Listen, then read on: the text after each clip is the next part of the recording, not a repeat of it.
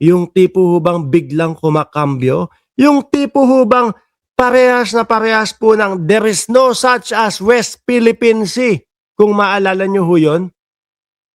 Tapos nung nagalit yung publiko, nung nagalit yung mamamayang Pilipino, biglang bawi, pangalan lang daw ang ibig niyang sabihin na walang pangalan ng West Philippine Sea. Naalala niyo yun? Ganyan yung stylean ho nila, mga bossing eh. Di po ba? Ngayon, sinasabi niya, kayang ikumpirma, kayang sabihin ni Secretary Dizon, yung kumpirmasyon na inauthenticate ni Vince Dizon. O eto po, mga kababayan, ang sagot ni Vince Dizon. Authenticate na dokumento Oh.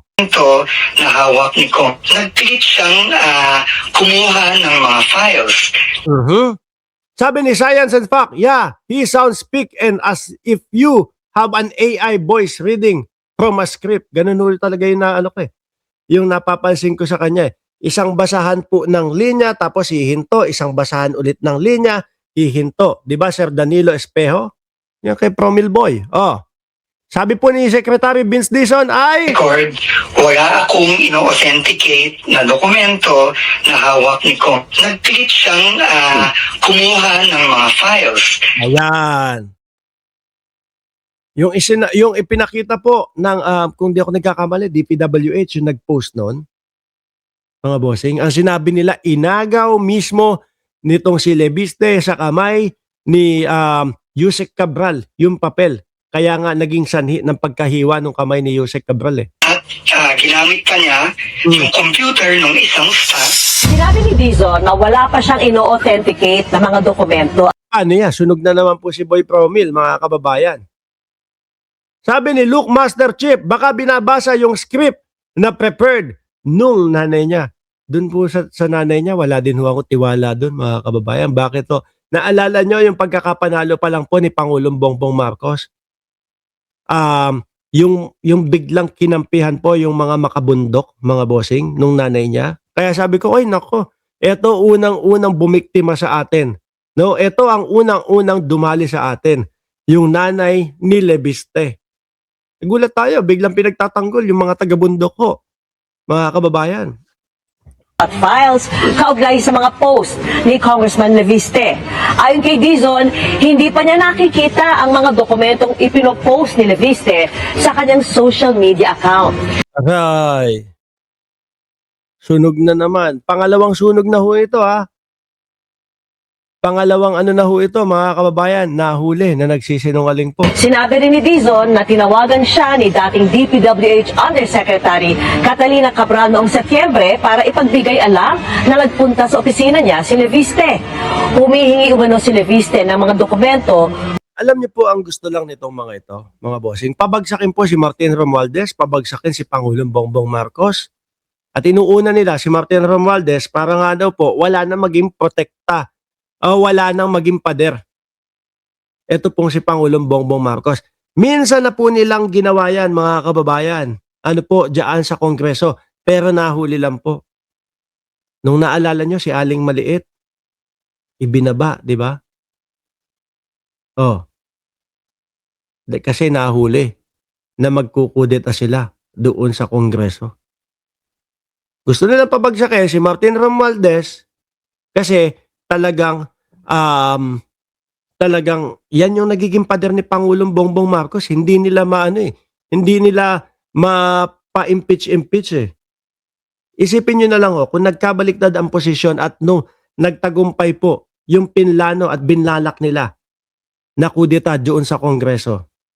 Nako, alam na ang galawan, di ho ba?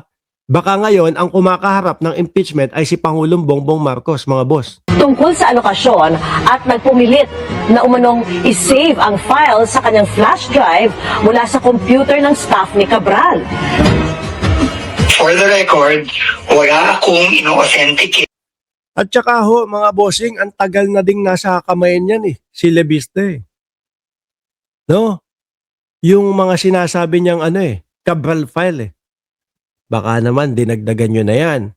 Baka kung ano-ano ng mga isiningit nyo dyan.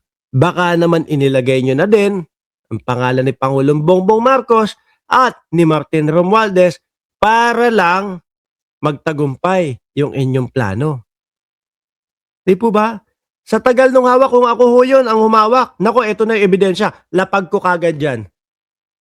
O eto, inilalabas ko na agad, no? Nandito yung pangalan. Hindi ho eh. Ilang linggo na sa kanya yon. O ilang buwan na din ho sa kanya yon, di ba? na dokumento na hawak ni Kong. Dahil hindi ko nakikita kung anong sinasabi ng dokumento. So, paano ko Sabi ni Jelmar, no, party list ni Redon ang binanggit niya, sir. Di ba si Redon ang representative noon ngayon? Pero mismong sinabi niya, si si Congressman Redon talaga. Nung una, hindi naman siya wala naman siya sa representative nun. Eto lang siya, pumasok siya. 2024 pa daw ho yan ginagawa, mga kababayan eh. Paano yun? Sunog.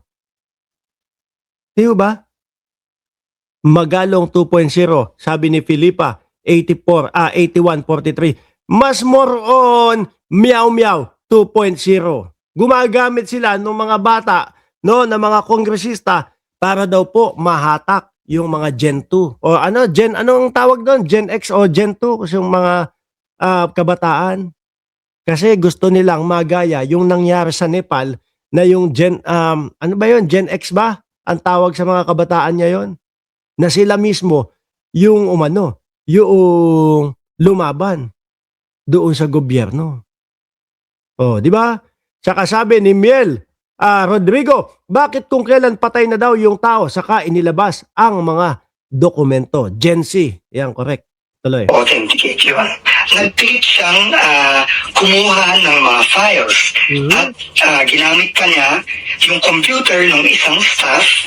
Lahat ito kinikwento sa akin ni Yusek Cabral nung nangyayari at pinilit niyang mag-save ng mga files sa kanyang flash drive galing doon sa computer ng isang Kasi daw po kapag kapatay na, hindi na daw po makakapagsalita. Pagpatay na, kung ano man yung isisingit nila doon po sa sinasabing Cabral files, hindi na makakapagsalita at hindi na makakatanggi yung patay. Hindi na nila masasabi o hindi niya na masasabi na, uy, hindi naman kasama dyan sa file na yan o wala naman pangalan dyan si Martin Romualdez o si Bongbong Marcos Kaya ngayon lang daw po. Diba? Correct. As the saying goes, dead man tell no tales. Oh, tuloy. staff ni Yusek Cabral.